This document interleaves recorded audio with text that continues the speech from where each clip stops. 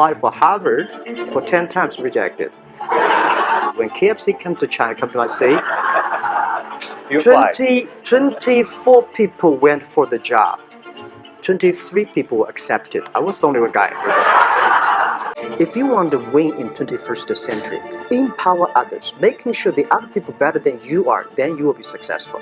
So I find the women, they think about the others more than they think about themselves. When you have $1 billion, that's not your money. That's the trust society give on you. So many people I talked to at that time for Alipay, they say, this is the stupidest idea you have ever got. But I say, I don't wear the stupid clever as long as people use it. Now we have 800 million people using this Alipay. Many years ago, I want to change the world. Now I think if we want to change the world, we change ourselves. Change ourselves is more important and easier than change the world. And second is that I want to improve the world. Because to change the world may be Obama's job. Because my job is to making sure that my team are happy.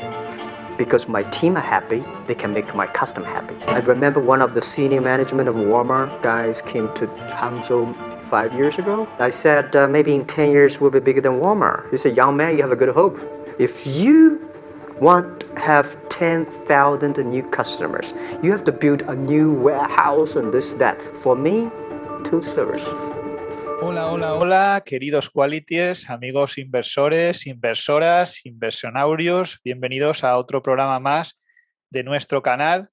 Nos habéis pedido que trajéramos a Rodri alias Hong Kong, y aquí está con todos vosotros para darnos una gran lección, pues bueno, sobre todo de un asunto que nos apasiona, como es la bolsa. Vamos a hablar con él de las microcaps, vamos a hablar, si le parece bien, de Asia y pues un poco también del frío noruego, como es. Hola, Rodri.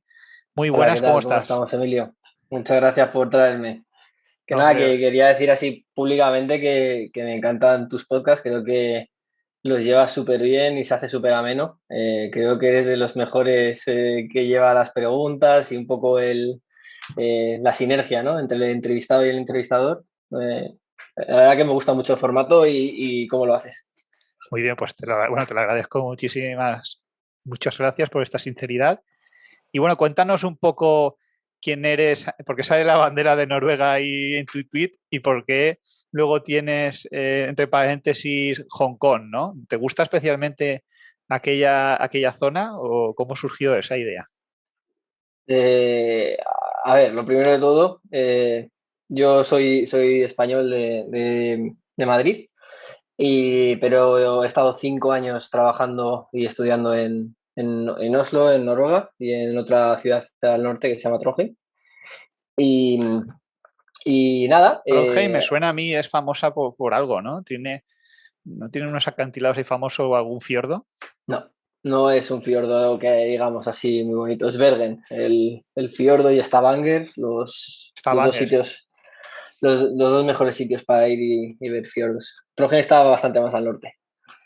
Allá era un frío que pela. Era un frío que pela ahí. Pues tampoco te creas, porque al final, en las zonas donde más hace frío es donde están las más alejadas del mar. Al final el mar suaviza muchísimo las temperaturas. Entonces, el 90% de los noruegos viven en la costa.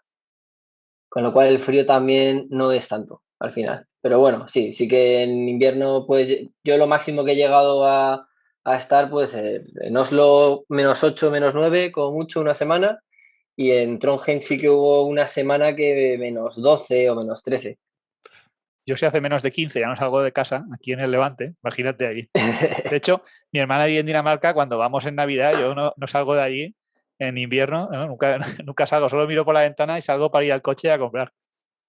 Pues sí, yo es que mi familia es de Burgos, entonces bueno, estoy un poquito acostumbrado también. Ya tengo calle ya en eso. No, ahí estáis mucho más curtidos que los del Levante. Los del Levante para eso nos servimos.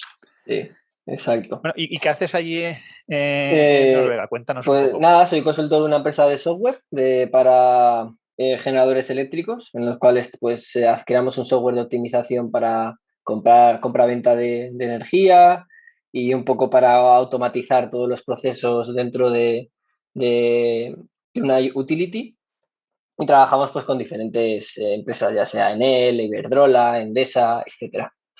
Entonces, yo trabajo ahí de consultor, integro el software, hablo mucho con el cliente y bueno, buscamos soluciones pues para que el proyecto se pueda integrar pues, lo más rápido posible y con el menor coste posible. Y nada, ahora mismo estoy en España, estoy trabajando desde aquí. Les dije hace unos meses que me iba en enero y bueno, en abril me ofrecieron trabajar solo 2 días para ellos a cambio bueno, de seguir cobrando el salario y bueno, les dije que sí. Y aparte, bueno, es una manera para mí de seguir trabajando, tener un salario y luego los otros 5 días de la semana pues a inversión y al CFA, a la firma, etcétera. Pero perdona, ¿y el salario completo, pese a trabajar 2 días o la parte No, proporcional? la parte creo que es un 40 y pico por ciento, 40-50%. Bueno, está bien. Y luego los otros 5 días, ya no dices los otros 3, sino que sábado y domingo también Sí, para la inversión. hombre, si dejo mi trabajo a tiempo completo para, para estar a tiempo parcial es para que los otros 5 días de la semana me cunda, ¿no? Entonces, bueno, estoy preparándome el CFA y la verdad que, bueno, no me lo estoy preparando ahora porque ya me lo sé, lo tenía preparado para el año pasado, pero por condiciones del COVID y tal no pude hacerlo. Y luego en febrero abrieron una convocatoria, pero tampoco sabía muy bien si las iban a hacer y dije, mira, quita, no voy a volver a prepararme todo, que son, no sé si son 8 libros o 9 libros, para encima otra vez comerme un rosco. Entonces, nada, dije, mira, para verano el año que viene, que estará mucho mejor y ya está. Y así ya le dedico tiempo a inversión, voy mirando otras cosas que me interesan, un poco pues, de deuda corporativa, de sectores que me interesan en un futuro saber mucho. Bueno, siempre encuentro algo, ¿no? Para ir mejorando.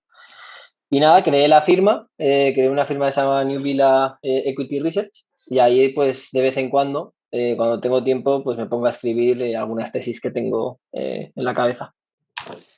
Sí, si quieres podemos compartir pantalla para los que nos ven por YouTube. Si quieres, yo lo habilito y lo compartimos para que puedan ver tu firma.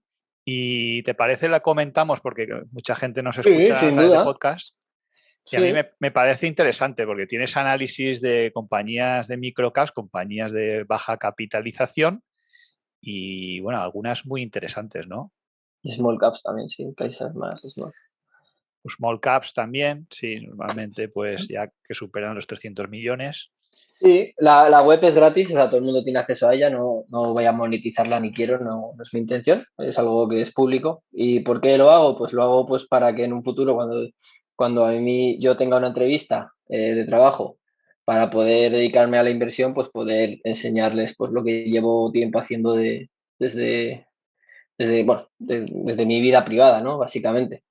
Entonces, bueno, dejarlo público hace que se pueda hacer spread, como se dice, que se pueda compartir mucho más fácil y nada, ahí está. Y luego, pues en las entrevistas, pues podría poder enseñárselo, ¿no? A quien estuviera interesado.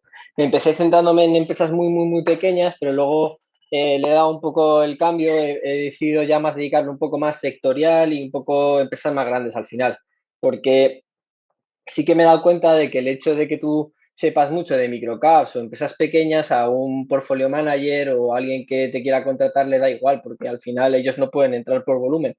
Hmm. Con lo cual, si tú sabes más sobre empresas grandes, pues mejor. Y Y, por ahora llevo 3 análisis y estoy a ver si hago uno nuevo. Nice Therapeutics estoy ahí pensándola porque es una tesis bastante complicada de escribir y no sé si igual la cambio por un sector así que sea más de software y tal, sector de software y un poco explicar cómo funcionan algunas integradoras en Europa y en otros lugares. bueno, los análisis son muy completos.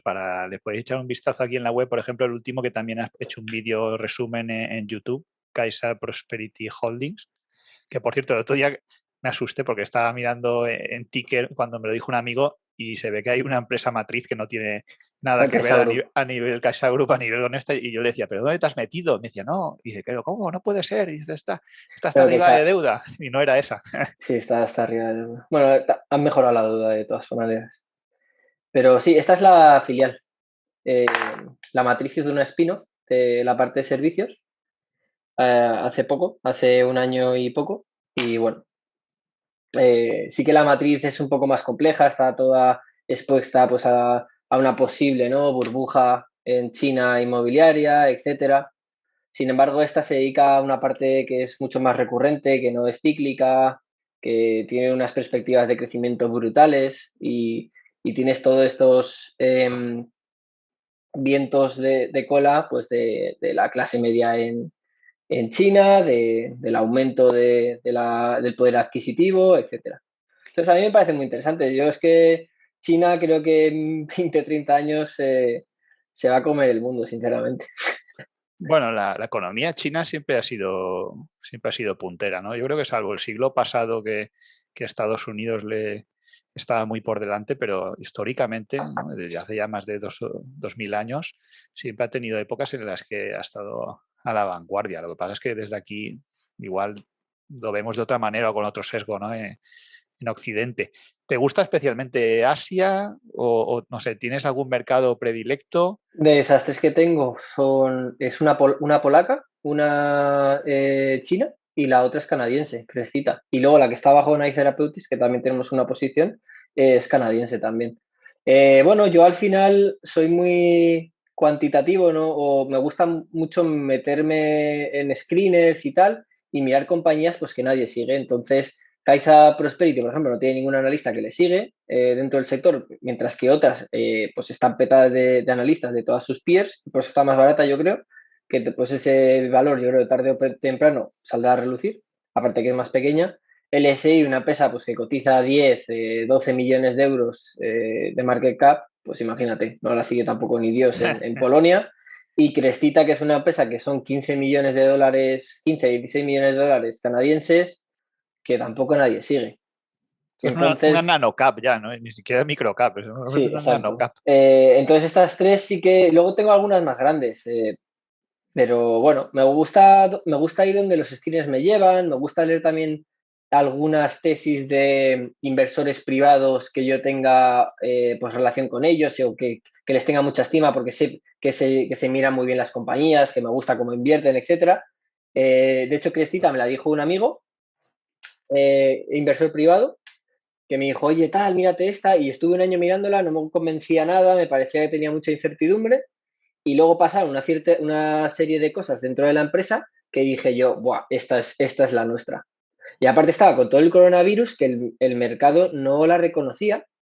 Si quieres luego te cuento la anécdota de Crecita, a mí me parece brutal, Sí, para sí, que veas por cómo son favor, el mercado de las microcaps. Mira, pues esta cuéntanos. empresa que se estaba cotizando igual de un market cap de 10 millones y tenía en caja 10 millones, ¿vale? Pues en el Q3 dijeron que habían hecho unos ajustes a los royalties anteriores, de años anteriores, con una empresa estadounidense que pues se iban a hacer un ingreso de 5 millones de dólares. Pues ese día la empresa subió, hizo un poco la corrección. Parece que alguien hizo que compró, porque coño, vio la noticia en la empresa y de repente, pues al cabo de los 3 meses fue cayendo, fue cayendo, fue cayendo. Y yo digo, joder, si es que en el siguiente report aparte, la empresa me gustaba, ¿vale? O sea, no es solo por esta parte, o sea, ya venía una historia de que ya llevaba un año siguiéndola, sabía lo que hacía, me parecía guay, estaba barata. Pero es que llegó hasta un punto que dices, joder, es que en el siguiente quarter van a tener 5 millones de euros más de cash, la estás comprando con descuento sobre cash. Y me puse a comprarla, me Te puse la a comprarla. regala, alguno diría que te regalan la financiera, ¿no? Aquí en España. Bueno, te regalan la caja. Y esta Es empresa, absurdo eso, eh, financieramente es absurdo, ¿no? Que cotice más barato que el dinero que tiene en caja. que iba a sacar, porque igual por base de datos no funciona así. Por base de datos parece, si tú te vas a Bloomberg, seguiría poniendo 10, 9 millones, porque todavía no habían enseñado los resultados. Entonces yo compré antes de resultados. ¿Qué hizo la empresa cuando sacó los resultados? Subió un 40%.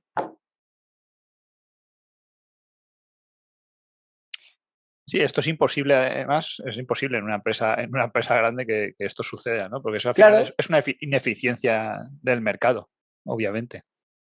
y bueno, y luego ya aparte, pues ellos tienen unos productos de cremas y unas patentes y tal, y bueno, comentaron que ya iban a distribuirlo pues a China, a México, Austria, Alemania también estaba en el proceso, etcétera, y dije, joder, esta es la mía porque estos se están expandiendo, creo que el downside es muy limitado y en el hecho de que funcione el producto, esto se va para arriba. Y nada, la compré y la verdad que hasta ahora bastante bien. Empecé a comprar a 0,50 y algo y ahora creo que está a 0,76. Ha llegado a subir a $1, volvió a bajar. Bueno, tiene muy poca liquidez, pero bueno, me parece muy buena inversión. Es de la parte de cremas, tanto para Sí. psoriasis como anestésicas. Tiene una parte de FX que es con prescripción y otra parte que es sin prescripción. Entonces, la parte que es sin prescripción es el segmento que hace que el income sea más o menos cero, ¿vale? Al final del cada quarter. Pero tienes la opcionalidad de todos los royalties de toda la parte de prescripción, que está todavía en una fase muy, muy, muy, muy temprana, que están todavía expandiéndose, acaban de firmar contratos con Europa, con una empresa que te la recomiendo mirar, ojalá saliera a bolsa, que se llama Cantabria Labs, una de las mejores empresas, Ya eh, tenemos, sí. claro, bueno, una de las mejores empresas en España, por cierto, que está aumentando ventas increíblemente. En España Y esas no suelen salir a bolsa, desgraciadamente. ya, y fíjate, mira, cotiza 15 millones de dólares canadienses. Pues mira todos los royalties que ha conseguido ya en Estados Unidos y esto ha sido en los últimos años. Desde 2017 todo eso ha amasado de royalties. Es un ¿Quién negocio, paga, el tema quién este de, paga tanto royalties por una empresa que vale tan poco? el tema Igual del es que el producto skincare. vale más. El skincare es un buen negocio en general, sin saber yo nada de esta empresa, pero o sea, ya partes de un negocio que es bueno. Luego hay que ver pues, el desempeño de la empresa. Yo me fijo mucho en este tipo de empresas antes de comprarlas, sobre todo en quién está ahí al mando, ¿no? Sí. No sé si es un tío que es realmente bueno el que está de CEO o el fundador, por supuesto que tenga skin in the game, que se juegue los cuartos y trato de ver todos los vídeos sobre él que pueda para ver si está lo suficientemente loco, ¿no? Como para llevarte una empresa pues de 10 millones a lo mejor a 1.000 millones de capitalización. No sé qué Esta empresa opinas al está respecto. recomprando acciones. Está de vez en cuando. La verdad que la han parado un poco ahora por el tema del coronavirus, sí que la han parado un poco, yo sería más agresivo, pero bueno, el año pasado, antes del coronavirus, estaban recomprando acciones creo que a 0,80, 0,90 y ahora mismo está a 0,75, con muchas mejores perspectivas que hace un año. Entonces, bueno, yo creo que a mí me gusta la asimetría siempre, ¿no? Cuando inviertes. Es una empresa que no tiene deuda, que es que para que valga menos de lo que vale ahora es muy difícil, pero es que tienes muchas posibilidades de que te haga un por 5, un por 6, un por 7. Es que el Pliaglis, que es el producto más importante, está todavía por distribuir. Es que solo se ha distribuido en Estados Unidos y poquito más.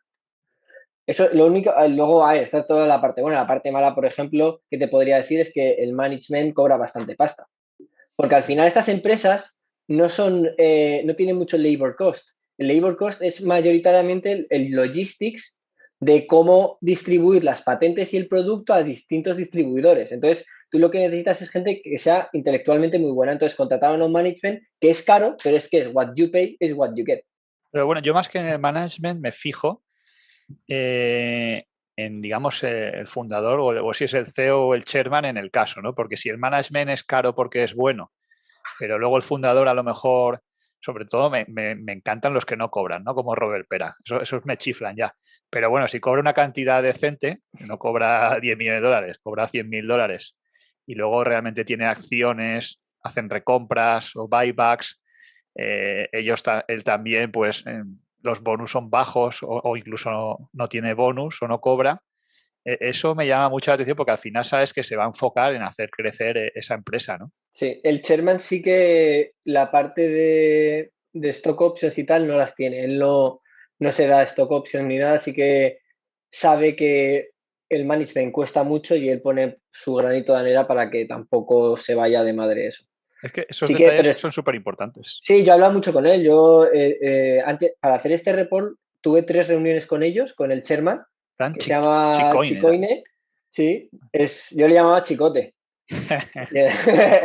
Y además el tío estaba un poco gordito, tío, y no sé, me hacía gracia. Y luego con Linda, que es la IR, y bueno, estuvieron, de hecho, se leyeron el reporte antes de que saliera y me estuvieron mirando un par de cosas, decir, oye, creo que esto lo has cogido mal de la web, esto tal, yo creo que este free cash flow que sale aquí, yo lo subiría un poco, o tal, bueno, me dieron como su opinión, eh, pero bueno, yo siempre dije que iba a poner lo que me salía a mí del alma. Entonces, bueno, sí que eso, pues por ejemplo, una de las críticas que les hago, y se lo he dicho muchas veces, es que creo que el management es bastante caro al respecto.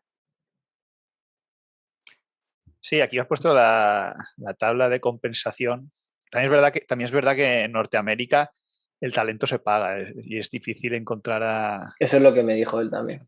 en Norteamérica tiene que ser, porque en España es otra historia, ¿no? O incluso en Europa, pero en Norteamérica es muy complicado. Yo los amigos que tengo trabajando en Estados Unidos, ninguno baja de $120,000. Sí. Ellos lo que hacen es una parte sí que la pagan en options, pues diluyen un poco al accionista también, pero bueno, yo creo que pese a todo, es una empresa para invertir, o me parece a mí muy buena para invertir para mí. Sí, hombre, aquí estaba viendo, esto me gusta bastante, que pone NIL, Share Base Award, bueno, los bonus, incentivos anuales, incentivos a largo plazo, al final para el chairman, tú lo que decías, son inexistentes, ¿no? Sí, Además, una es, cosa aquí es muy un buen tío. positiva, una cosa positiva es que el salario suyo se reduce, ¿no? En vez de Es aumentar. que él era antes él anteriormente era el CEO. Él era el CEO, puso a un tío que hicieron un M&A y puso a ese tío que venía de la otra empresa y a los 2 meses le echó, porque me dijo así directamente en la empresa, en el meeting, me dijo, este tío era un cara dura, yo no lo quería en la empresa. Y tenía siempre era amigo de Serge Berrol, que estaba en Valiant, antes estuvo en la empresa esta canadiense que tuvo este escándalo con Ackman y tal, y dijo, mira, yo conocí a este tío, le convencí al final para que viniera de CEO y desde entonces pues ha llevado la empresa muy bien. Y la verdad que el capital allocation, todas las decisiones que han tomado son bastante buenas. Que eso es fundamental. La verdad es que es una empresa muy interesante, ¿no? Y luego tú inviertes pensando en la empresa en el largo plazo, en ese le decimos cariñosamente el te forras, o le pones un precio objetivo para sacarle una rentabilidad o una tira anual. Yo cuando llega a mi precio objetivo la vendo. O cuando yo al final, Crestita, si tuviera una opción mejor que Crestita que me diera la misma diversificación, etcétera, yo vendería Crestita y entraría en la otra. Yo al final todas mis valoraciones son en términos relativos, nunca absolutos.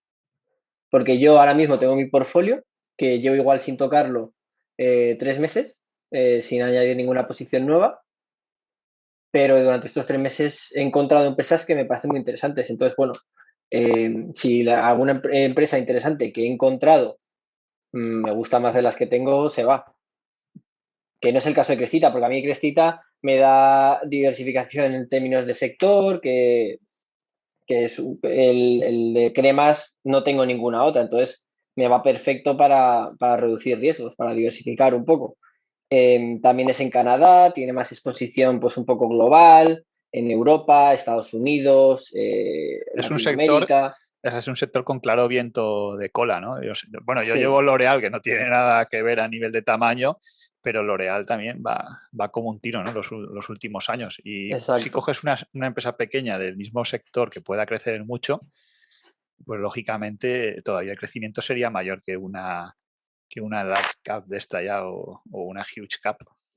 Sí, ¿Y tienes sin duda. le pones un horizonte temporal a esa inversión? ¿O simplemente tienes tu valor? Yo tengo mi precio objetivo que se va cambiando dinámicamente con los resultados y tal. Y me gusta hacer muchos modelos, entonces los tengo ahí metidos todo cuantitativamente y me sale el IR esperado a 3-5 años y voy cambiando, ¿no? Lo que sí que me pasa es que hay empresas que, por ejemplo, igual me sale una buena tira 3-5 años, pero es que digo, vale, pero es que ¿a cuánto va a pagar el sector ese dentro de 3-5 años? Igual ahora te lo está pagando a múltiplos de por 15, pero creo, bajo mi punto de analista y de inversor, creo que el mercado va a tender a ser más negativo con este sector a largo plazo, por X o por Y. Entonces, en verdad, aunque tú estimes a 3-5 años una TIR, cuando tú lo aplicas un múltiplo, estás aplicando un múltiplo que en realidad tiene un largo plazo más alto. Porque si tú estás valorándola a PER 20, significa que la estás valorando prácticamente, ¿no? A que si hace el mismo income durante los próximos 20 años, ¿no? Entonces al final lo tienes en cuenta, ¿no? Aunque hagas una valoración más corta que 10 años. Y eso ahí sí que le dedico mucho tiempo y soy una persona que le dedico tiempo una semana. Estoy sin tocarlas un mes. Vuelvo dentro de un mes a ese Excel que tengo y a ese modelo y digo, tío, esto está bien hecho. Me vuelvo a replantear las cosas. Digo, Rodrigo, esto está bien hecho. Aquí un price to free cash flow de 15 tiene sentido. Yo cuando hablo de price to free cash flow siempre me gusta compararlo como si fuera un bono, por así decirlo. Me parece más interesante que el hecho de hablar un múltiplo así sin más, ¿no? Que es con lo que hace al final este chico, Fan Smith, ¿no? Ellos lo que hacen es comparar las acciones con los bonos a cuánto debería de cotizar con la calidad que tiene. Y eso mismo hago yo. Entonces, bueno, Sí, me voy replanteando un poco la valoración, que es el forecast de income y de revenue y de free cash flow, y el múltiplo que debería de cotizar. ¿Y tienes algún referente a nivel de inversor?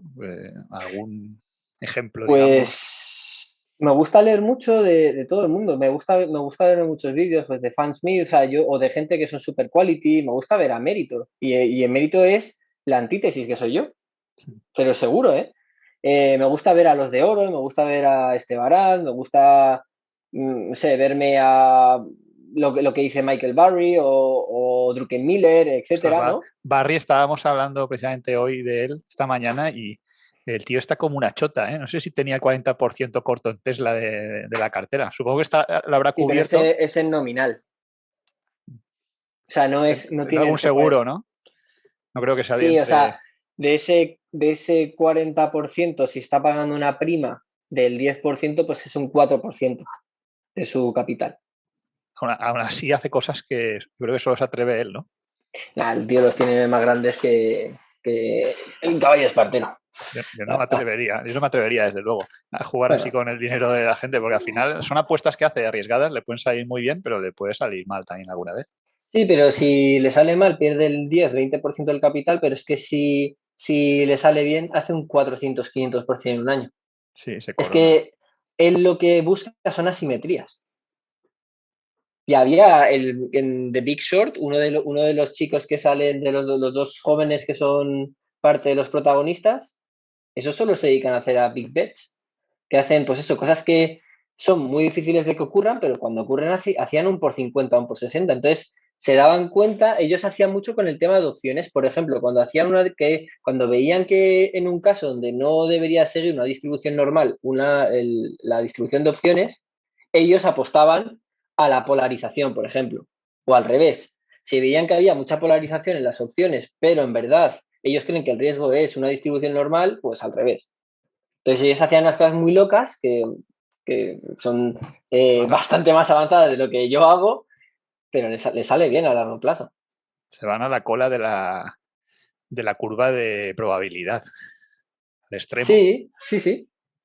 Pero, joder, son estrategias interesantes. Al final es sacar rentabilidad sobre lo que piensa el mercado o la gente en general. Bien, si quieres, hay algunas preguntitas en el foro de nuestros amigos, foreros e inversores. Te las voy leyendo si te parece y sobre ellas vamos charlando y las vamos contestando. En primer lugar tenemos a David Blanco Galisteo, que es el autor de algunos libros. Tiene tres, el último es este. Voy a hacer un poco Ah, sí, de cuña publicitaria. Lo he visto en internet. Simplifica y conviértete en un gran inversor. sí, sí. y bueno, pues, un gran inversor, ¿no? Y amigo. Porque tienes Entonces, tantos libros ahí puestos por detrás. O sea, pues los la, del otro lado.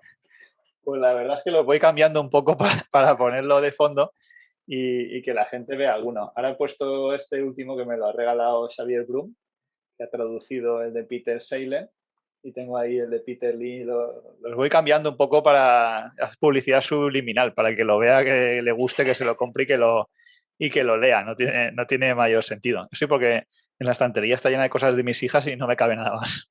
¿No dejas ningún código de descuento para que nos hagan precio? Bueno, estamos trabajando en una biblioteca en Quality and Alpha. En breve Ah, ahora, nice. en breve sí que la idea es que haya descuentos y sobre todo que aparezca cuando hay un descuento en Amazon, pero no nos Solo, adelantemos a los acontecimientos. perdona. Bueno, y David Blanco comenta que no sé si es tu core business, pero él ha visto el nombre o el seudónimo en Twitter y dice que qué empresas de Hong Kong consideras de una mayor calidad y qué empresa de Hong Kong considerarías que es una buena oportunidad de inversión ahora mismo. Yo no sé si nos podemos centrar en Hong Kong o es un poco más global, ¿no? Lo que tú analizas. Bueno, a ver, el problema que hay en Hong Kong es toda esta narrativa, ¿no? En contra de invertir en empresas asiáticas. Y entonces no se ha puesto Sí, de moda, está justo lo contrario, nadie quiere invertir. Yo hablo con cualquier gestor de cualquier fondo europeo o estadounidense y ninguno considera Hong Kong invertible por X o por Y. Luego la realidad pues puede ser otra. Yo creo que en Hong Kong bueno, en Hong Kong ahora hay dos tipos, ¿no? Hay dos tipos de empresas. Las empresas que tienen exposición real a Asia y empresas que cotizan en Hong Kong que no la tienen. Por ejemplo, Pax Global. Pax Global es una empresa de datáfonos, pero que no vende prácticamente a China, o China no es su core geography. Entonces, al final, eh, tienes que ver en lo que quieres invertir. O sea, el mercado en Hong Kong te da para muchos tipos de inversión. Puedes invertir hasta en empresas que solo se dedican a Estados Unidos, etcétera. Luego también te tienes que creer la narrativa o no en contra de las empresas asiáticas. Eso ya depende de ti. Lo que yo veo aparte interesante, aparte de la narrativa, y ahí ya no quiero entrar, bueno, luego si quieres entramos un poco más en específico, pero lo que David era, ¿no? sí. Preguntaba, yo creo que Hong Kong, las cosas que te da que no te dan en otros sitios es demografía, y yo creo que un desarrollismo que está mucho más avanzado y creo que vamos a empezar a ser conscientes de ello en los próximos 10 años.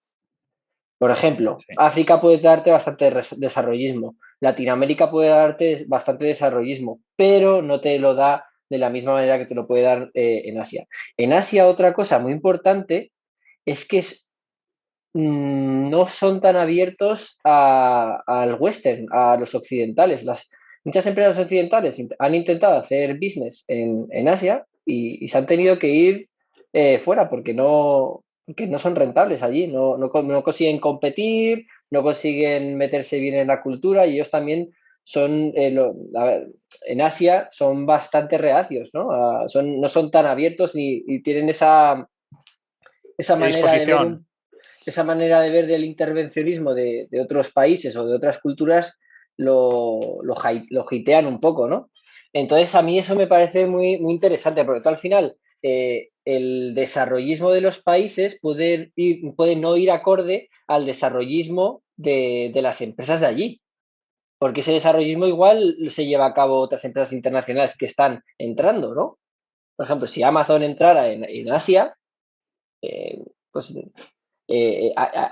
Amazon se lleva la parte del desarrollismo del país, pero no tienen, más allá de igual, si te vas un poco más a la cadena del proceso, pues alguna empresa que trabaje para Amazon sí que podría desarrollarse, pero me refiero que no es algo paralelo.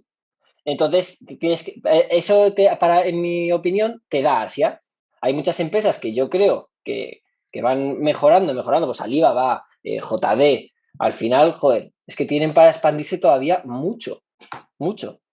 Y luego encima se da un tipo de cultura que es que yo creo que se va a digitalizar y van a llegar a un punto de digitalización en 10, 15 años más rápido que igual en los occidentales. Los occidentales, yo creo que hemos estado a la cabeza en digitalización, pero creo que en 10, 15 años vamos a ver cómo China nos pasa por la izquierda y sin poner el, ¿cómo se llama?, el intermitente. O sea, Nos van a adelantar por la derecha y no los veremos ni por el retrovisor. Es verdad que nosotros somos una sociedad mucho más envejecida. Los asiáticos, bueno, y en China, por ejemplo, el móvil se utiliza mucho más para tareas como los pagos digitales. Y está claro que el crecimiento va a venir por Asia en los próximos años. ¿Por qué? Pues porque al final todo el dinero y la inversión, si nos fijamos, o gran parte de ella se está yendo ahí. Se puede invertir, por ejemplo, yo siempre pongo el ejemplo de Louis Vuitton o de Hermès, que cuanto más bolsos se vendan allí, o más crezca Asia, más bolsos venderán. Y luego también estaba, yo creo que David se refiere un poco a las estructuras tipo ADR o BIE de las empresas chinas, sobre las cuales se ha creado una narrativa, bueno, o había un cierto resquemor, sí. pero que parece que no está del todo fundado y tampoco, ahora por ejemplo con Alibaba Yo se ha visto. no tengo mucha preocupación por ello, la verdad. No, y aparte yo directamente no invierto en el ADR, invierto directamente en Hong Kong. Sí, bueno, pero el ADR en sí, yo creo que el único riesgo que puede haber es algún riesgo geopolítico relacionado que te puede pasar también en otro país. Luego tienes este problema de que están en las Islas Caimán, casi todas, o en la Bermuda, pues para el hecho de poder pagar dividendos, etcétera. Tienen ahí ciertas triquiñuelas estructurales en China que todas lo hacen, pero bueno, el gobierno chino siempre ha estado a favor de ello y es que al gobierno chino es que le interesa. O sea, tú al final, cuando, por ejemplo, cuando dicen lo de trocear Alibaba, cuando querían trocear, yo qué sé, Microsoft o Google o cualquiera, es que a nadie le interesa. Bueno, y no sería malo para el accionista, porque si a ti te trocean una O empresa también, y pero te dan 10 nuevas, sí, sí, pero a donde quiero llegar es que no les interesa que salga capital de Asia, les interesa que entre capital. Y de hecho es una de las cosas que por las cuales China yo creo que al fin y al cabo pues se quiere empezar a meter el hocico en Hong Kong, ¿no? Un poco para controlar eso y ver cómo van los flujos, ¿no?, de inversión. Que sea bueno, así un poco más independiente de Hong Kong, ha sido como siempre el flujo de entrada de capital de Europa y de Occidente en sí a Asia. Y yo creo que China lo quiere cambiar ahora, quiere utilizar Hong Kong para poder sacar todo el flujo que ellos tienen. desde luego está siendo así y si hay un problema el día de mañana a la hora de, bueno, con la competencia de estas empresas de trocearla o limitar que entre el capital, pues bueno, yo creo que eso ya se verá en su momento. Lo que no tiene sentido es anticipar un problema que ahora mismo no existe, ¿no? Tampoco uno se va a exponer no sé, el 90% de su cartera al mercado asiático. Pues tendrá un porcentaje que considere cada uno razonable. Yo una cosa que sí que veo que están aumentando mucho, muy buenas empresas en China y muy competentes, son en tecnológicas, tanto en maquinaria como motos eléctricas. También estoy mirando SD-WAN, que es como un dispositivo eh, que es competidor pues, de Cisco, Netgear y tal. Y es que están compitiendo, están empezando a competir con los occidentales y ojito, ojito. Toda la parte Ostras, pues eso, tecnológica de Asia yo creo que va a ir mucho mejor.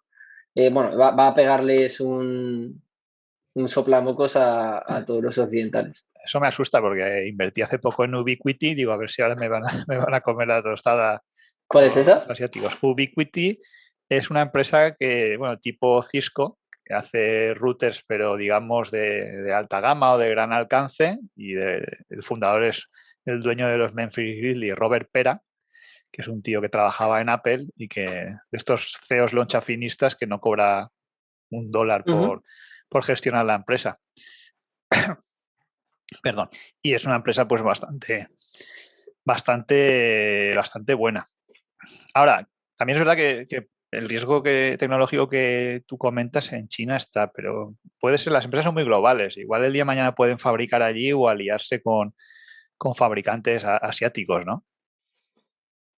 Sin duda, sí. Yo creo que en, En China yo creo que igual a 10 años la producción, eso sí que igual se va a ir yendo. Y ya la estamos viendo en algunos países, se están yendo a Malasia, Indonesia, países como ya que están un poco más por debajo del escalón de China, sí que parte de la manufactura pues se está llevando a otros países asiáticos. Y eso yo creo que lo vamos a seguir viendo más.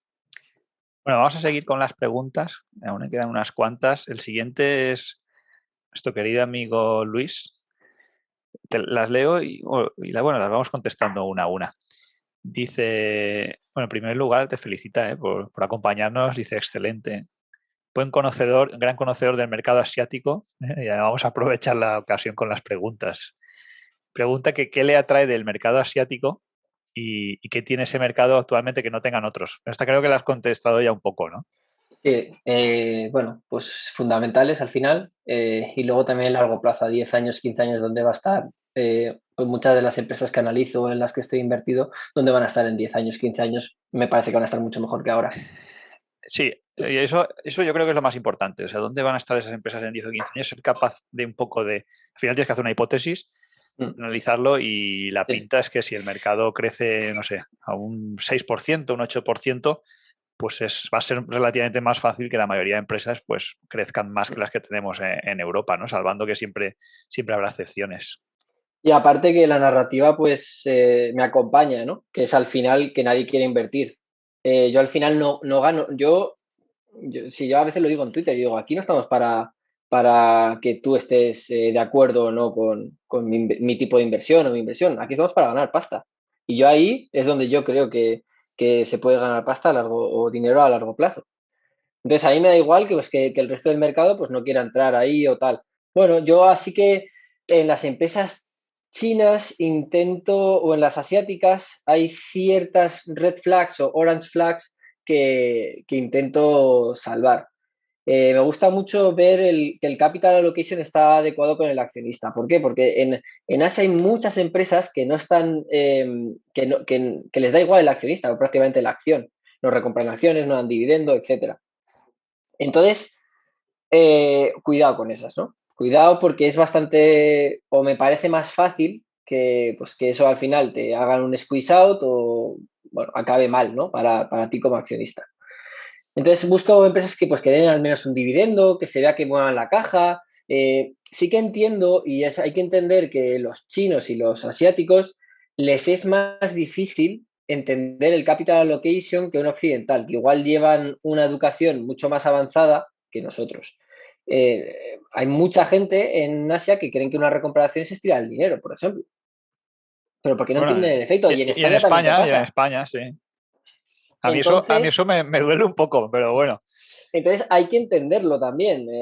Y luego son más conservadores con el capital allocation, les gusta siempre tener caja neta, no funcionan nada con deuda en Asia, muy poquitas, porque también el acceso a deuda es bastante más limitado. Te lo limitan mucho los bancos que en occidental. Entonces, son puntos importantes a la hora de tratar con ciertas empresas. Entonces, ya que tengan caja neta, que vea que van dando, yo que sé, un 6-5% de dividendo al accionista, un payout pues del 50%, el 40%, no sé, a mí me parece interesante. Entonces, al final el tiempo es tu amigo, porque si te dan dividendo y encima están creciendo, mejorando márgenes, y a 10 años creo que va a ser una empresa que va a hacerlo mejor aún que ahora en 2021, pues apaga y vámonos. Entonces, al final estoy allí. Me parece, tengo empresas que dan dividendo, ninguna trabaja con deuda, no sé, me estoy cómodo allí. Decía Manger, bueno, es una frase de Manger, no sé si es suya, pero la comenta muchas veces que el tiempo es amigo de los buenos negocios y enemigo de los malos. Correcto.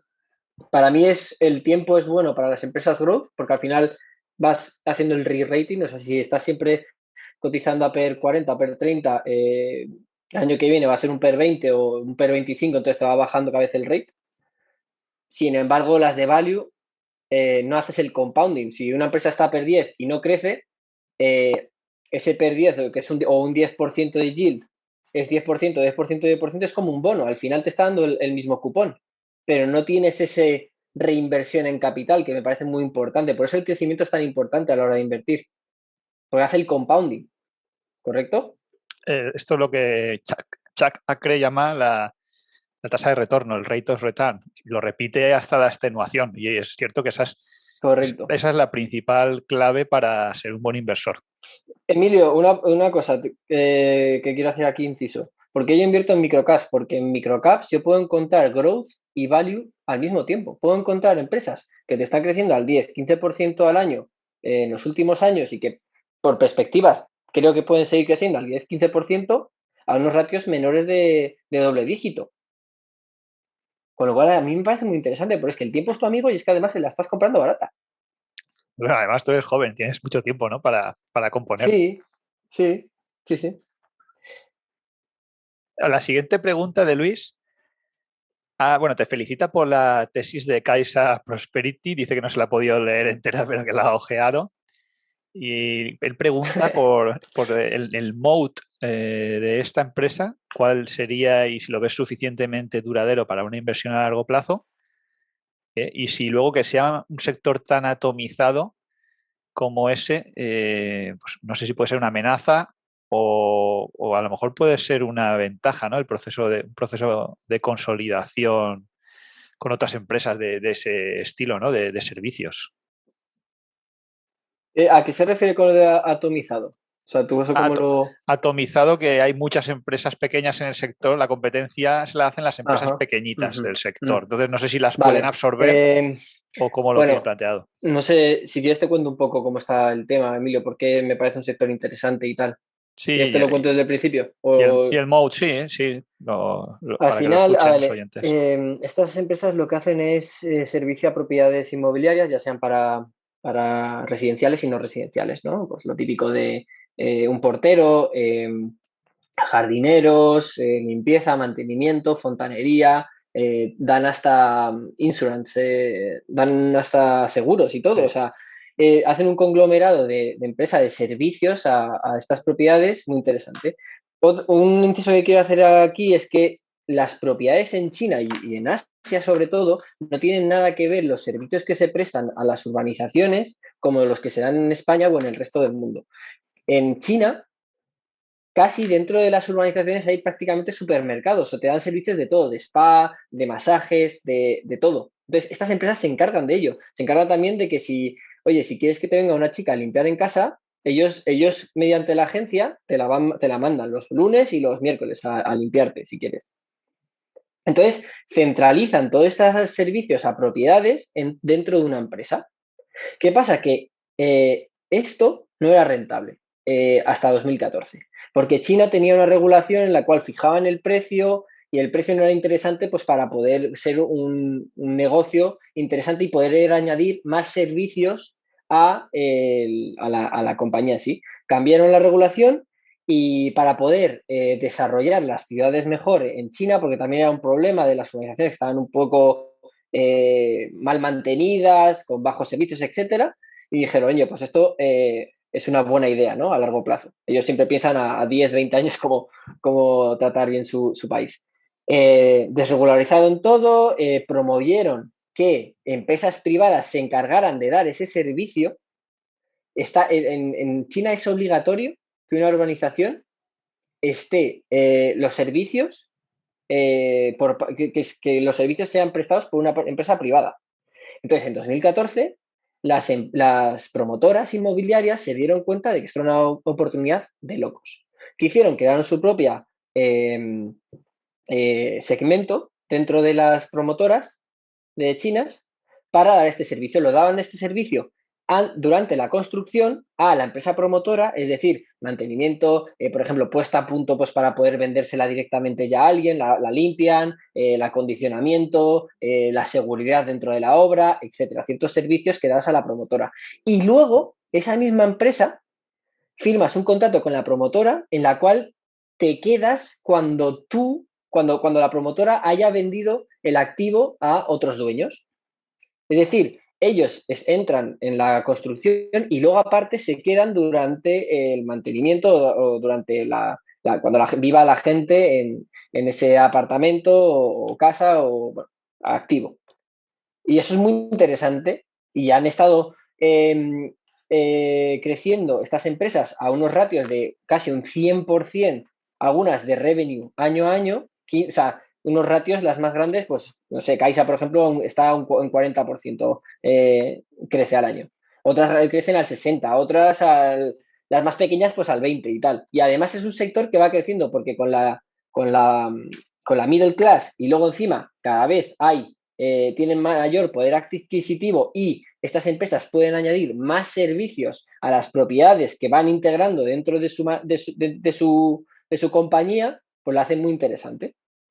¿Qué pasa? Que este mercado, claro, en 2014, ¿cómo estaba el mercado? El mercado estaba súper fragmentado, se dedicaban empresas pequeñas, muy locales, a pues dar ese servicio, ¿no?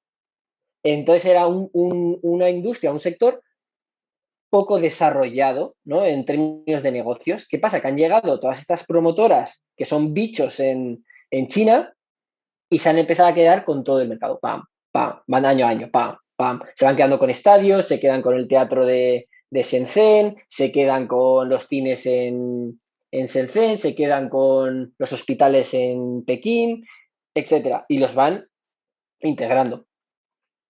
Y luego, aparte, están haciendo ahora deals con Huawei, con JD, para digitalizar las residencias. Lo van utilizando por apps. O sea, tú, por ejemplo, ahora todos los servicios que te he dado van por app. Entonces tú directamente lo contratas desde ahí. Luego encima meten todo el hardware de la digitalización para el Internet of Things con el 5G dentro de las viviendas y eso, bueno, todavía está en una fase muy preliminar, pero yo creo que en un futuro puede ser un negocio muy tocho o muy grande, ¿no? Entonces a mí me parece muy interesante. Y luego encima que es que tiene unos márgenes bastante buenos, luego el working capital es negativo, con lo cual tú te autofinancias el crecimiento. Encima, ciertas empresas de estas están cotizando unos múltiplos bastante exigentes, las más grandes, pues igual hasta a múltiplos de 60, 80 price to earnings. Entonces lo que hacen es diluyen, se compran empresas pequeñas que están cotizando a PER 10 y siguen generando aún más valor, porque la integras dentro de tu matriz y está cotizando a PER 60, tú diluyes a PER 60, pero te compras o haces M&A de 10, 20 empresas que te compras al año. Es que algunas, hay una que sigo, es que se ha comprado ya en mitad del año 8 empresas. Entonces, el compounding es tremendo y encima casi sin diluir.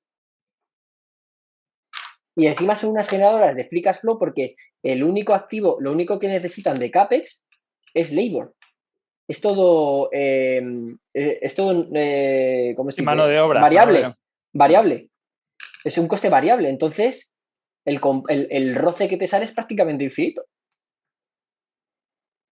Bueno, yo imagino que en China el coste de la mano de obra será mucho más económico que en España Es más económico, pero sí que va aumentando, ¿no? Como aumenta también la clase media, pues también va aumentando el labor cost. De todas Pero formas, bueno, con ese crecimiento, al final todo te vale, ¿no? Mientras crezcas un 40% anual, aunque sea sí, inorgánicamente. Bueno, te cuento. Hay algunas empresas que están cotizando pues, a PER, pues eso, como he dicho, súper alto, pero es que Caixa con unos activos que son muy buenos, que encima están muy pocas localizaciones, que es lo que hace que dé cierto moat, porque al final tu castillo lo haces si, por ejemplo, yo me centro solo en Shenzhen, me centro solo en la provincia de Hubei, me centro, ¿sabes?, en ciertos puntos, eso hace cierto moat, porque al final no puede entrar otro, ¿no? Porque tú tienes sinergias el hecho de estar siempre en la misma localización. Y eso es lo que yo veo en Caixa, veo activos muy buenos, encima no dependen tanto de la matriz, ganan obras públicas que no son de la promotora matriz, que eso hace que dices, oye, si estos tíos se están ganando otros auctions, otras subastas, es porque pueden competir, son buenos y lo hacen bien. Y aparte, Caixa es una compañía que yo la llevo siguiendo bastante tiempo, porque Caixa es una para mí de las mejores promotoras que hay en China.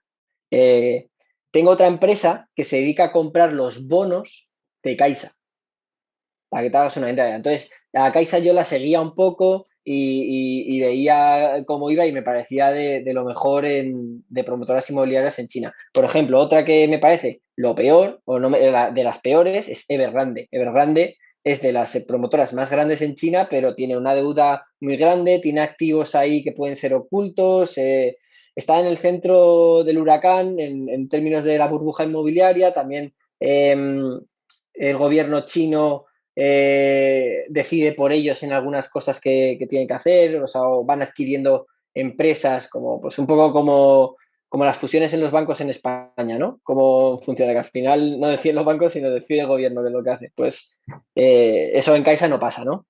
Y me parecía muy interesante y sin embargo Caixa está a un EV/EBIT de 8, creciendo al 40%. Te está dando un dividendo del 3%. No sé, me parece muy interesante. Y aparte, me leí un artículo en chino, porque a mí me gusta siempre verme las páginas web de chinas en chino, pero lo traduzco al inglés. Y vi en una nota de prensa que ponían que su expectancy para 2023 era crecer a un compounding del 50% en revenues y 50% en EPS. Y dije Sí, yo, nada. tío, apaga y vámonos, tío. ¿Esto qué es? Entonces, bueno, me parece que otra vez, ¿no? La asimetría. Me parece que si lo que ellos dicen que se cumple, la empresa vale 6 veces más de lo que cotiza ahora. Si crece al 10% al año y bajan los márgenes, pues bueno, pues seguiré dándole un rendimiento. Es que al final un EV/EBIT de 8 en un sector que está por consolidar, que tiene muchos vientos de cola, no sé. De hecho, es mi máxima posición. Y le empecé a comprar a 24. Y hice también el report, creo que la hice a 24,50. Está el report del price cuando analice todo. Y ahora ha subido a 32 o algo así. O sea, ya un poco va despegando y va a despegar. Si es que cada quarter o cada half que vayan a publicar, van a publicar un aumento de ventas y de income del 30% año a año o 40% año a año. La verdad que son unos números impresionantes. Mientras siga creciendo así y con un viento de cola, bueno, si el país crece y se construye y van adquiriendo más servicios, lógicamente mientras pase eso le irá bien. Mm. Bueno, Una cosa última, Emilio, que también no he comentado. Estas empresas se están dedicando también a hacer el delivery de menos de 500 metros de la parte de e-commerce. Han firmado contratos con JD y 360, alguna de las compañías, en las cuales ellos se dedican a la seguridad de los lockers, que son estas cajitas metálicas donde meten los paquetes y la gente puede ir allí a recogerlas. ¿Correcto? sí. Entonces, tienes también todo el viento de cola del e-commerce chino. A mí me parecen brutales porque al final JD le supone que centralizas un poco los deliveries, no tienes que pagar tanto por el 500 metros de delivery, que es de la parte más cara que tiene JD y bueno, tienen todos los e-commerce, y se lo traspasas a estas empresas que es que ya están haciendo un servicio que pueden integrar dentro de su centralización de servicios. Precisamente, Luis, en la siguiente pregunta nos consulta por las grandes tecnológicas chinas, JD, Baba, Tencent, Pinduoduo, y dice saber si coincide o no con la narrativa de una cierta parte de FinTwitter sobre que están infravaloradas y excesivamente castigadas, y por tanto si cree que exponerse a ellas vía ETF o fondo tipo PICTET China lo considera una buena opción para los próximos 5 o 10 años. Bueno, yo creo que esa también has contestado un poco su generis. Yo creo que aquí hacer el stock picking es muy difícil porque al final estas empresas lo que dan es un servicio que tú tienes que analizar. Yo, por ejemplo, puedo analizar muy bien lo que hace Amazon porque lo puedo ver con mis propios ojos. En China me tengo que ser empático con una cultura china que seguramente el consumo es totalmente diferente al e-commerce que tenemos en Occidente. Y segundo, me es más difícil ver el user experience de cada servicio. Yo al final no sé si JD se va a comer a las demás o Pinduoduo va a ser uno de los top tiers en China y en Asia. Eso no lo sé. Lo que yo creo que aquí, en este tipo de empresas, tienes que irte más a la parte macro, donde va a estar estas empresas en 10 años, donde va a estar la demanda, dónde van a estar los márgenes y qué zonas tienen de expansión y qué diferentes segmentos se pueden expandir. Por ejemplo, yo que sé, el cloud en Baba me parece bastante importante, se los están comiendo en todo Asia. Bueno, son cosas que tú tienes que hacer, ¿no? El sum of parts, y seguramente en muchas de ellas te vas a equivocar, pero en las que no, te van a seguir dando una tier muy alta, porque al final la suma de las partes te va a dar una tier muy alta. Y estas empresas son muy conglomerado con diferentes modelos de negocio cosas totalmente diferentes que yo creo que es muy difícil ir deep, pero te tienes que centrar más en dónde van a estar esas empresas en 10, 20 años con el macro. Pero fíjate que, por ejemplo, empresas como Tencent, al final, no sé si tenemos que estar valorando siempre el mercado chino. Son empresas que prácticamente ya son muy globales, ¿no? Tencent tiene... Tencent, pues, sí. Yo me refería más a la parte, pues Alibaba, sí. por ejemplo. Alibaba, pues no sé, Tmall, no sé exactamente dónde va a estar igual Tmall en 10 años. De hecho, yo de empresas big asiáticas no llevo ninguna, porque al final no, mi grado de conocimiento es bastante bajo comparado con lo que pueda ser un asiático. Y son muy específicas del user experience, etcétera. Yo al final, por ejemplo, Microsoft, sé lo que hace. Entonces, sé los puntos fuertes de Microsoft y los puntos malos. También hay que tener en cuenta de que tiene que estar más barato algo que vayas a desconocer más por el hecho de la distancia. O sea, yo no digo que tengas Amazon a X ratio y al mismo ratio otra China y inviertas en China, no, porque al final Amazon igual la vas a conocer mejor. Ojo, ojo con eso, que también tienes que ponerle cierto descuento a las asiáticas porque la localización es un Sí, mode. sí, y exigirles un precio, un mayor descuento, claro, un precio mejor, lógicamente. Correcto. Y también por alguna razón, por ejemplo, los bonos en China, yo recomiendo que la gente vea a qué cotizan los bonos en China y cotizan a una yield bastante más alta que en los países occidentales. Y la deuda pocas veces se equivoca. No, la deuda al final es un comparador básico a la hora de lo que tú decías, de comparar, por ejemplo, el precio de una acción, pues la referencia siempre tiene que ser la renta fija, porque es la alternativa natural de los inversores. Correcto. Bueno, en el siguiente, fondo perdido.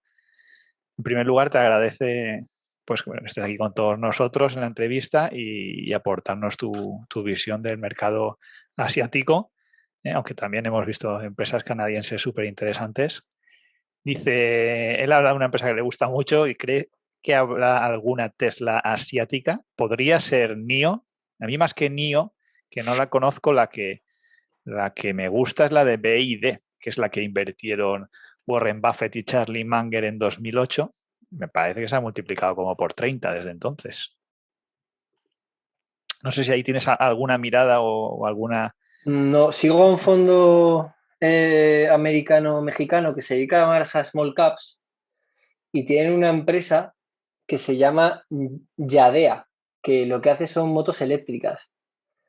Y no, yo les recomiendo que les eche que le echen un vistazo. Yo creo que también tienes que entender la tecnología china, dónde están, a dónde van a llegar. Yo creo, sinceramente, por lo que voy leyendo así, no en particular por el stock picking, pero sí en términos globales veo a las tecnológicas chinas que van a estar mucho más avanzadas que en el resto del mundo. Y están dedicando mucho al R&D y tal, y yo creo que eso tarde o temprano explotará.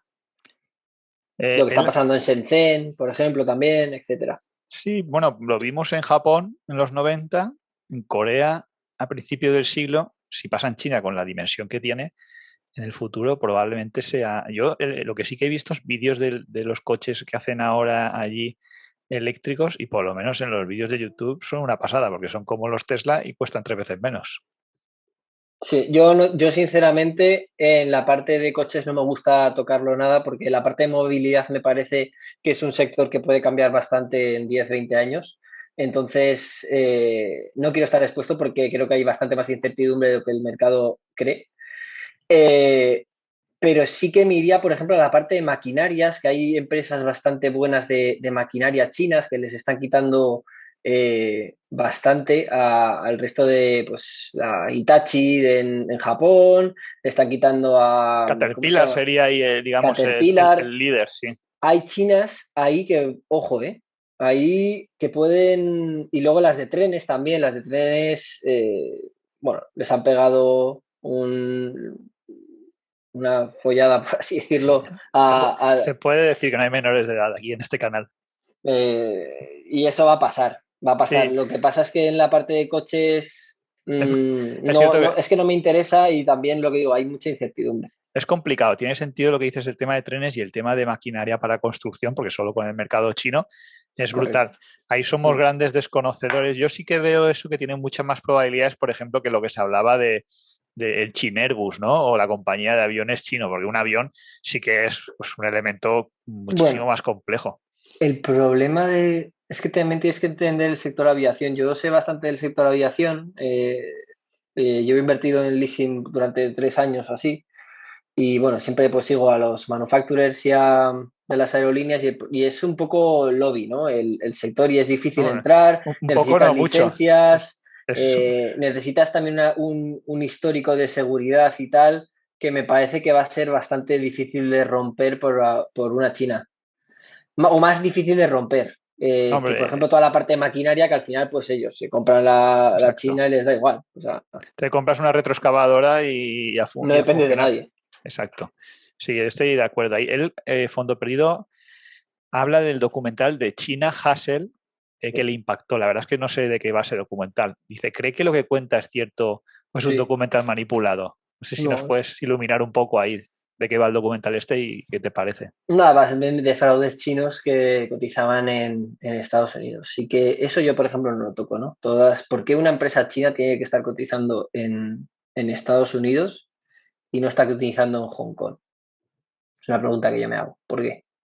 Y luego encima hacen ciertas estructuras bastante más complejas que a mí no me convencen. No me convence nada. Si por ejemplo, dieran dividendo o dieran recuperaciones y tal, porque al final estas empresas estaban súper tiradas de precios. O sea, tú lo ves y dices, joder, eh, pero te expones mucho al fraude. Y luego el problema de que tú hagas fraude en Estados Unidos es que luego eso no repercute ese fraude en el país natal. Claro, de Entonces, origen. eso es un problema. Sin embargo, si estuviera cotizando en Hong Kong y hubiera fraude, ahí sí que se les cae el pelo. Porque una cosa es, los fraudes en Hong Kong no El son pelo tan y algo altos como, más. El pelo y algo más les cae ahí. Sí. pero me refiero, eso es una de las cosas que a mí me parece bastante red flag. ¿Por qué están cotizando las chinas, algunas en Estados Unidos? Y luego aparte hemos visto todo el histórico de fraudes que ha habido por ese tipo de estructura, que es lo que habla el China Hassel. Pero de ahí generalizar el China Hassel a empresas que cotizan en Hong Kong me parece un error. Y luego aparte yo le doy una derivada más, que es el hecho de mirar mucho qué hacen con el flujo de caja y que ese flujo exista. Pues, por ejemplo, mediante recompra de acciones, algún dividendo, inversión en algún activo que esté fuera de China o fuera de Asia. Al final eso es bastante más difícil de manipular, en mi opinión. Y luego aparte, si es que el hecho de que manipularan se les caería el pelo porque cotizan en Hong Kong. Pregunta también por Taiwán. No sé si sobre... Taiwán Bueno, estuve mirando una empresa, de hecho, ¿de qué era? De ciberseguridad. Súper interesante, macho. Unos fundamentales muy bonitos, todo muy bonito, pero en Interactive Brokers no la tenía disponible. tenemos un Pero sí, amigo Taiwán, que se dedica a la ciberseguridad y dice que es un sector con un recorrido brutal, aparte de que va a ser indispensable, ¿no? El día de mañana. sí, estuve mirando una en Taiwán y otra en Corea del Sur. Muy interesante las dos, pero en mi broker no las tengo disponibles y bueno, las descarté simplemente pues, porque no iba a perder el tiempo si no iba a poder invertir al final. Entonces, pero me parece igual de invertible e interesante que estar invertido en Hong Kong. Y luego, por último, hace una pregunta aquí que también me gusta. Bueno, hace tiempo que no hablamos de política, somos políticamente incorrectos. Dice, ¿definiría a China como un comunismo capitalista? Sí, claro. O cualquier sería la definición, ¿no? Sí que es una palabra curiosa la de comunismo capitalista. La verdad es que es un sistema que está funcionando, ¿no? El sistema chino. Y parece incluso que esté funcionando ahora mismo mejor que el nuestro, ¿no? Que no sabría cómo definirlo. La Constitución dice que somos una monarquía parlamentaria, pero no sé si eso es el sistema político adecuado. ¿Quieres que sea un poquito incorrecto, Emilio? Por favor, aquí estamos para eso. Yo, sinceramente, no creo mucho en la democracia. Creo que la democracia tiene muchos fallos y al final, sí, creo que ya lo dijo Aristóteles, que al final el mejor sistema era una tiranía mm, Un buen dictador, ¿no? centralista, claro, de un buen dictador que tome las buenas decisiones. O sea, esa es la mejor. Y eso es lo que pasa en China. se ha juntado un gobierno que, bueno, pues reprime públicamente. Luego dentro del partido hay bastante debate y tal. O sea, así que hay que entender un poco también la cultura china. Pero creo que tenemos, no igual ser tan radical como copiar a los chinos, pero creo que tenemos que hacer un poco un poco de crítica hacia nuestro sistema y ver las cosas buenas que tiene ciertos sistemas como el chino. Sí, Por ejemplo, los chinos piensan a 10, 20 años. O sea, el otro día estaba repasando eso es Hong fundamental. Kong, y yo estoy invertido en una empresa de maquinaria y otra de construcción en Hong Kong. Sí, que no funciona con deuda, por cierto. Hong Kong, el gobierno, tiene un plan a 2030 de toda la infraestructura que quiere hacer hasta para 2030. O sea, piensan a 10 años vista. En China igual, creo que piensan a 5 años vista, ¿no? A mí eso me parece genial. Yo lo que Aquí, veo mucho en las aquí teníamos unos, democracias, ahora no tenemos ya nada, pero aquí se hacían planes antiguamente, sobre todo en el tema de infraestructuras, se decían a periodos de 10 años vista, más a nivel técnico, pero se llevaban a cabo, ¿no? Lo que pasa es que hemos caído en un punto que sacan plan 2050, pero el político está pensando ya en el año siguiente volver a presentarse a las elecciones. Y correcto, eso es muy malo para el sistema, eso es correcto, muy malo. correcto. ¿Tú crees Al que final, en Estados Unidos crees que hay una democracia como tal? bueno, sí, joder. Yo lo que pasa es que es más liberal, pero bueno, al Porque final yo creo que solo hay dos están. partidos, allí solo hay dos partidos, eliges uno u otro y parece que se van turnando. Bueno, hay más, están los independientes, pero bueno, lo que pasa es que no salen, ¿no? Ese es el problema. Porque no les dejan, ¿no? Bueno, pero también porque no les votan, digo yo, ¿no? Decía, no sé cuánto decían que Obama para salir elegido se había gastado en Facebook en publicidad por, no sé si eran $10 por votante, una cosa así. Joder, Una es mucho dinero. una auténtica barbaridad.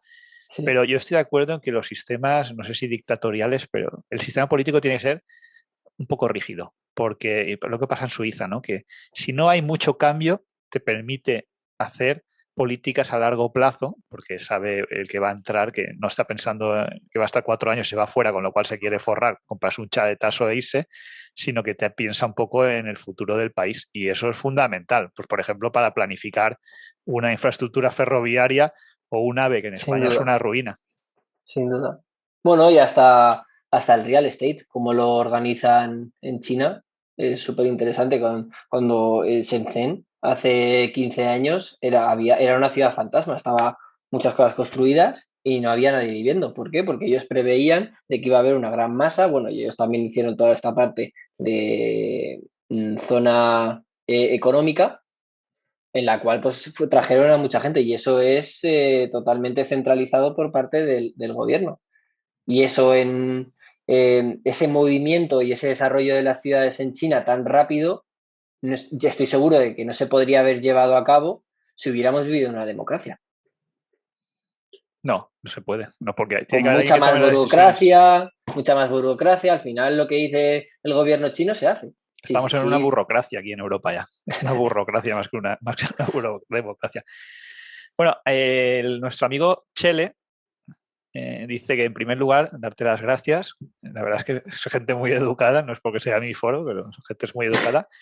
Dice que te escuchó hace unos meses en el podcast con Sergio Falla de Alfa Positivo. Muy bueno sí, también, comenta que entendía que una cartera podría ser tan diversificada como tiempo para seguir cada una de las posiciones que se tuviera correcto. y que si era muy concentrada se podía completar con fondos. Me gusta esto, ¿no? Dice, ¿tiene aún una cartera concentrada o está viendo cosas interesantes y le es imposible resistirse? Porque eso nos Esa es pasa un buena, poco a esa es muy todos, ¿no? buena, esa es muy buena. Yo cada vez que vendo una posición y sé que no la voy a tener que prácticamente seguir ni tal, me duele en el alma, porque es casi como mi hija, ¿no? Pero intento ser lo más frío posible, y al final si otra me da otra rentabilidad mayor, eh, tengo que hacer el cambio. Lo que sí que yo lo voy haciendo es voy haciendo ventas escalonadas, y al final pues cuando me queda un 5% de la posición o 3, no, normalmente 5% de la posición ya la vendo entera y ya está. Pero sí, yo lo que suelo tener es entre 10, 12 posiciones como mucho. Pues seguramente ahora mismo que tengo mucho más tiempo y llevo ya mucho más recorrido, podría tener más en cartera. Mira, yo me acuerdo que cuando empecé, metí todo mi dinero en una empresa. Y según iba pasando los meses, me iba sintiendo más cómodo porque al final no cada empresa que analizas es invertible. Entonces, para que tú entres en una invertible que te dé una TIR Mucho menos. interesante, pues yo me acuerdo, empecé una, a los 3 4 meses tenía 4. Eh, al año tenía 7 8 como muchísimo. Y he llegado hasta que podría tener igual, porque tengo el Family Office, mi cartera personal, eh, conjuntamente diferentes posiciones, igual tengo 13 o 14, más una pila que sigo, que tengo una lista de 50 empresas que sigo y me las conozco de pe a pa. Y me veo todos los resultados, las voy actualizando y tal. Al final yo podría invertir en esas 50 posiciones, pero prefiero tenerlas en las que más rentabilidad me dan y ya está. Y bueno, siempre controlando un poco también las exposiciones, ¿no?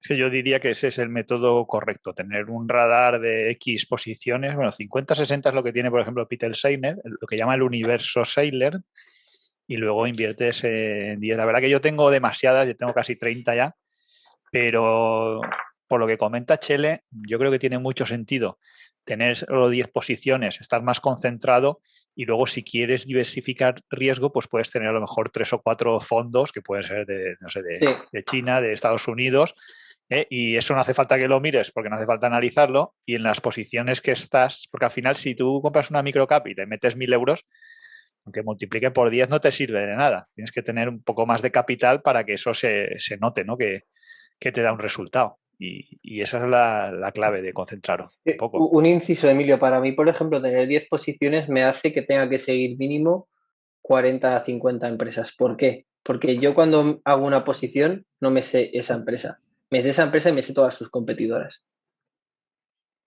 Eso clave. Ojo, ¿eh? Yo al final, yo soy muy de deep análisis. Y eso hay que tenerlo en cuenta, que no es solo saberte la empresa y estar monitorizando la empresa, sino monitorizando también las competidoras. Y ahí es donde yo creo personalmente que yo creo alfa sobre el mercado. Y luego, una pregunta que él ha dicho, que es muy importante, es que yo al final, lo que te voy comentando de 10 12 empresas más todas las competidoras y el sector en sí, es porque yo le dedico muchas horas. Yo soy una persona que trabajo mucho, trabajo mis 8 horas diarias y luego después del trabajo igual le dedico casi todos los días, igual otras 8 horas casi a inversión. Soy un friki, ¿no? Eh, Un nerd. y eso, Ahora se dice nerd, ¿no? y eso no Como todo el mundo lo haría. Las horas que yo le eche me permite poder tener el punto óptimo de empresas. ¿Qué ocurre? Que la mayoría de la gente o no tiene el tiempo o no quiere dedicarle el tiempo que yo le dedico a la parte de inversión, que me parece totalmente aceptable y seguramente correcta. Con lo cual, yo lo que les sugiero a esas personas es que si vas a dedicarle unas pocas horas al mes o a la semana a tener tus propias inversiones, pues dedícate en un sector que te guste mucho, solo un sector y tal, y vas cogiéndote, pues puedes invertir en 2 3 compañías, como mucho. Y si solo vas a poder seguir esas compañías y sus competidoras, pues que sea el número X, 3 4 5 el que Sí. sea, y el resto, para diversificarlo, mételo en fondos que a ti te parezcan que van con tu filosofía y que aparte, pues que creas que te van a dar una rentabilidad. Oye, que estoy muy a gusto pues con la parte de materias primas y me parece que de Guzmán es la hostia. Pues tío, le metes un stake ahí a un 20-30% a Z valor. Otro, oye, me gustan las microcaps, tal, pues le meto otro stake a Alejandro. Otro 30%, 30 y 30 hace 60 y el resto del 40 pues lo hago para mis posiciones que sean pues 3 4 stock pickings y ya está. Y Entonces ese balance va dependiendo del tiempo que tú le quieras dedicar a la inversión, que es a lo que yo creo que él me ha preguntado porque fue lo que yo dije en alfa positivo. Y eso a mí me parece que sería lo más razonable. Tú tienes que ver el tiempo que quieres dedicarle a la inversión y lo que puedes llegar a ello. No puedes monitorizar 40 posiciones y sabértelas muy bien si no le dedicas una hora al día. Es imposible. sí, yo, por ejemplo, voy a poner un ejemplo para que la gente lo entienda, que este lo comprende todo el mundo. Y tú compras, yo tengo Louis Vuitton, le ganaré, creo que está un 160% ahora mismo. Y claro, si tú, es una empresa que no hace falta estudiar mucho, pues la gente, todo el mundo la conoce. Los números son impresionantes. Donde más crece, sobre todo, es en Asia, pero Europa está estancada. si miras la competencia, aunque está creciendo fuerte, tienes Kering, que prácticamente ha crecido al doble los últimos años y todavía capitaliza la mitad. Entonces, es bueno tener monitorizadas todas porque pese a que una a lo mejor le puedes hacer un 150%, a lo mejor a la otra le puedes hacer un 300, ¿no? Y con una empresa de ese estilo, pues como dice Chele, también puedes estar concentrado. O sea, yo podría tener todo mi dinero en Louis Vuitton y dormir a pierna suelta. Eso lo tengo claro, ¿no? Entonces, si no tienes mucho tiempo, igual es bueno tener una así y fondos, como tú dices, pues hay para aburrir. Incluso tienes fondos también que reparten dividendos o que invierten en los aristócratas, que hay mucha gente que le gusta esa filosofía. O sea, hay para todos los colores.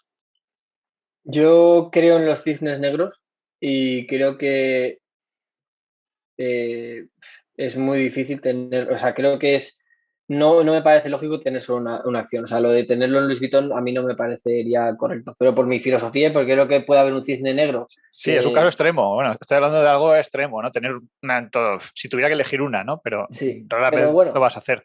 al final es lo que hacemos, ¿no? Cuando tú eres un autónomo, un emprendedor que todo lo inviertes en tu startup o O en tu bar o en tu en tu restaurante. bar, al final tú estás diversificando a una. O sea que al final la gente normal y corriente no diversifica tanto como creemos.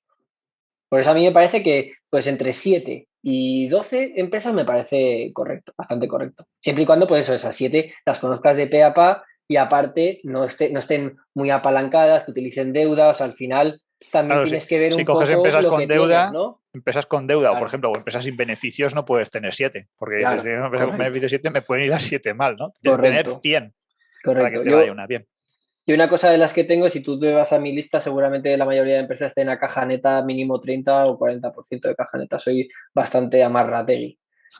Yo si jugara en alguna liga de fútbol sería en el Catenaccio, ahí en Italiano. Italia. No, claro, aquí cuando teníamos a Héctor Cooper en Valencia también montaba el autobús detrás y no metía gol nadie, ¿eh? Ahí hubieras hecho buen papel. Exacto. Y lo que busco es empresas que muy difícil que puedan bajar más simplemente por operativo, pero que te den esa opcionalidad de que te puedan hacer un por 3 o un por 4.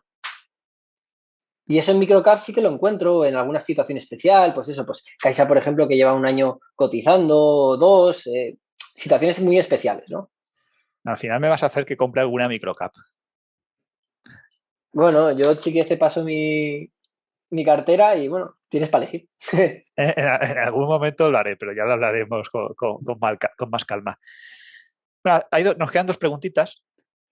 Una de Chele y la otra de Goldan Graham. Chele nos dice aquí, no lo he entendido muy bien, pero yo creo que tú la entenderás mejor. Dice, por otra parte, me llamó la atención del podcast con Alfa Positivo, que comentó ciertas ineficiencias del mercado en cuanto a microcaps y los algoritmos. No sé muy bien qué se refiere a los algoritmos. Dice, ¿ha tenido ocasión nuevamente de comprobar esas ineficiencias? Eso no. Bueno, él se refiere pues a lo que te he contado de Cristita, por ejemplo, ¿te Sí, acuerdas? Lo sí, del sí. royalty y tal. Eso al final lo que te hace es un algoritmo que sí que hace el ajuste, pero luego bueno, Vale. o sea, ¿por qué en el Q3 nada más sacar los resultados subió un 40%? Porque las bases de datos de Bloomberg, de Icon, etcétera, se actualizan. Se actualiza y en ese momento la gente, digamos, Y invierte. el algoritmo, bueno, esa es mi teoría o mi hipótesis. Al final, yo sí que sé cómo funcionan bastante los algoritmos, pero bueno, creo en ello y creo que hay gente Hombre, que eso es invierte en fácil base a de eso. ver. Eso es fácil de ver, porque si ha habido entrada de fondos fuertes, pues, lógicamente ese 40% es porque tenían que entrar. Pero si son inversores minoristas o retailers, lo que ha entrado Robin Hood, estos que dicen, es por la teoría que tú dices, ¿no? Que cambian los múltiplos y la gente invierte. A lo mejor la tienen en el Correcto. radar o no, y entonces invierten. Entonces, eso es cierto que es una ineficiencia. También es verdad que es difícil de detectar, ¿no? Porque tienes que ver los Otra, resultados. otra ineficiencia que vi fue en una canadiense también que se llama Gentech, que es súper pequeña, de hecho, esta era en 5 millones o menos, esta era una nanocap de locos. Bueno, pues por una parte contable iba a aumentar el income un 30-40% simplemente porque no podía depreciarse más los activos que tenía. Ya estaban totalmente depreciados en el balance. Y tú sabías que yo qué sé, no sé si era el Q2 o el Q3, sabías que a partir de ese Q iba a aumentar un 30-40% el income, que el free cash flow te iba a ser el mismo. O sea, es una parte contable, no te cambia la situación de la empresa. Pues, ¿qué hizo? Salieron resultados, aumentó el income un 30-40%, la empresa que hizo un 40%. Bueno, no sé si son algoritmos o inversión cuantitativa. Al final, no sé qué, no sé. Hombre, Sí, es que al final es cuando tú te ves el balance, ves de dónde va cada partida y tal, puedes saber qué va a pasar en el futuro. Si tú te haces tu modelo de P&L, al final te sale. Entonces te das cuenta de cosas que pueden pasar. Por ejemplo, esa ineficiencia. La ineficiencia de lo de Crestita, pues es simplemente leerte las noticias cada día de la empresa, que te llega al email, yo me la leo, tal, y digo, joder, ¿qué ha pasado aquí, tío? 5 millones más, tal. ¿El mercado lo refleja? No. Y no es que seas el más listo del pueblo, es que nadie te está mirando. Al final, yo una cosa que dije creo en el podcast de Alfa Positivo es que tú cuando inviertes en empresas medianas o grandes, tú inviertes contra muy buenos inversores, porque todo el mundo las está mirando. eso Pero son efectivamente. invertibles de mucha gente, los big fishes pueden invertir ahí. Pero cuando tú te vas a microcaps y a nanocaps, tú no compites con nadie, porque nadie los está mirando, no tienen analistas y nadie está suscrito a la newsletter de la compañía para que le lleguen las noticias. Oye, hay una microcap, bueno, yo creo que ya no es microcap, ¿no? Es de una small cap que no sé si la has escuchado, me gusta mucho. Un negocio que se llama Expel, ¿no? Que es Espera. esta que hace vinilos. Es una empresa que hace vinilos y en principio hacía vinilos para vehículos, que es un negocio muy bueno porque los vinilos son caros, tienen un margen amplio y no repercute mucho el precio, sino es más importante pues la colocación. Y también es un producto que todavía no se han puesto y yo creo que tiene margen, aunque ya ha crecido bastante.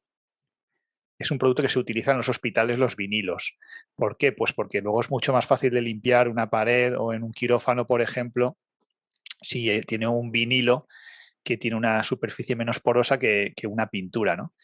Y la empresa esta, pues no sé de cuánto ha pasado, pero ha pasado de $1 a 91 que Locos, estamos ¿no? ahora.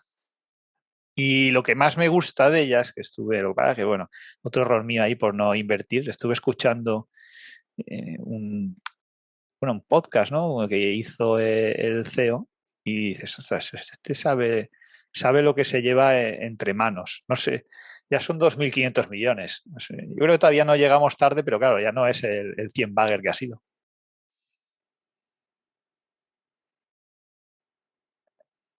El ticker es XPEL, P-E-L, XPEL. Lo he visto, no, me parece brutal. Lo que sí que creo es que yo al final no busco, yo creo que tú buscas más el picking este que te vaya a hacer la 100 vale, ¿no? A veces un poco sí, pero bueno, igual más que buscarlo Yo eso es nunca por curiosidad. lo encuentro. Sí que busco, pues eso, que no vaya a igual no son empresas que te van a cambiar el mundo, no son empresas que tengan una tecnología que vaya a ser disruptiva ni nada, ni mucho menos, pero pues que simplemente por fundamentales y por donde creo que va el mercado, te hagan por 5 o por 4 y tú puedas vender. Yo no sé, yo creo que me va a ser muy difícil, Emilio, que pueda tener una compañía durante 20 años con el tipo de estrategia que estoy teniendo ahora. Es muy complicado que una compañía, salvo que sea Amazon, te haga un rendimiento constante. Bueno, incluso ni Amazon, ¿no? Porque Amazon en el 99 bajó un 90%. Es prácticamente imposible que una compañía te haga un rendimiento o que esté siempre a un precio atractivo, ¿no? Es muy complicado eso. Correcto. Bueno, pero es que Amazon, ¿dónde va a estar en 20, 30 años? O en 50, es que ya no te digo, en 50, ¿dónde va a estar? No, en 50 no estaré ni yo. La última pregunta de Goldan Graham, imagino que de Ben Graham, el seudónimo, dice: ¿conoce algún caso de empresas asiáticas que aspire a ocupar el mercado global de healthcare que dominan Medtronic, Johnson Johnson y Abbott? La verdad que esto es interesante porque has hablado del tema de maquinaria. El tema de maquinaria es muy buen punto. Yo no conozco, por supuesto, ninguna china, pero es un tema que no tiene barrera de entrada. O sea, una máquina, una retroexcavadora, no sé, te puede costar una retroexcavadora grande para hacer obras públicas, que los chinos tienen las mayores empresas de obras públicas del mundo. Te puede costar 5 millones de dólares. Si te cuesta 4 y funciona igual, no hay ninguna barrera de entrada para no comprarla. Lo único es ponerla ahí y a producir, ¿no? A quitar tierra. Mientras que en el tema médico sí que es verdad que hay muchísimas regulaciones, aprobaciones, en el caso europeo tanto como americano. Ahí es más complicado, ¿no? Creo que es más difícil copiar una healthcare, una patente de healthcare que una patente tecnológica. Porque tú al final la patente tecnológica la puedes hacer puede ser un poco tricky, ¿no? Y decir, no, porque este diseño lo he encontrado a partir de tal, aunque en realidad te estás copiando, yo que sé, a Airbus o a Tesla, tal. Eso es mucho más fácil, ¿no? De fakear un poco, que lo hacen algunos, y sobre todo en China. Pero la parte de healthcare, Porque luego la FDA tienes que pasarla y no te van a poner nada fácil, desde luego. de todas maneras, es un sector que no he mirado. O sea, tampoco quiero hablar mucho del tema. En healthcare no he mirado nada en Asia. No, creo que también hay que ver mucho la regulación, Probablemente allí, etcétera. la verdad es que no sé lo que vende Johnson Johnson, por ejemplo, en China, ¿no? Pero probablemente ellos vendan, incluso tengan subsidiarias allí. Sí, seguramente. Bueno, muy bien, Rodrigo. Pues oye, muchísimas gracias por tu tiempo, por estar aquí con nosotros en Quality and Alpha y desgranarnos un poco el mercado asiático y lo que haces. De todas formas, tengo todavía mucho que aprender de Asia. Estoy a ver si puedo hacerme un viajecito por allí y ver un poquito cómo van mis inversiones. Me llevaré unos prismáticos ahí a ver las construcciones que Hombre, estoy invirtiendo ahora. hombre, podemos hacer un podcast cuando estés por allí y nos cuentas o un Inversores por el Mundo, que eso sería bien Pues divertido. me gustaría, ojalá, si tuviera la oportunidad de trabajar para una firma de inversión en Asia, te juro que sería mi sueño. O sea, más que en un fondo de inversión bueno en Estados Unidos o en Europa. Porque al final, una cosa que no hemos hablado es que la parte de inversión y de finanzas en Asia es un sector que está por desarrollar. No existen los fondos de inversión como tal en Asia, prácticamente, o las boutiques que tenemos en España y en Europa. Y tiene una mentalidad de 50 años atrás en España de inversión. No saben mucha gente lo que es un fondo de inversión en Asia Pacífico. Y tú Pues, lo ves en las empresas en Hong Kong, tú dices, joder, tío, ¿y esta gente? ¿Cómo no puede haber aquí un fondo asiático que no se dedique a mirar estas empresas? Es que no te digo una que esté barata, es que te puedo decir 20. Y muy interesantes y que ellos pueden hacer una due diligence, pueden ir directamente a las factorías a ver que todo está en orden y tal, mucho mejor que yo. Y sin embargo, tú te encuentras en el accionariado y hay muy pocos fondos.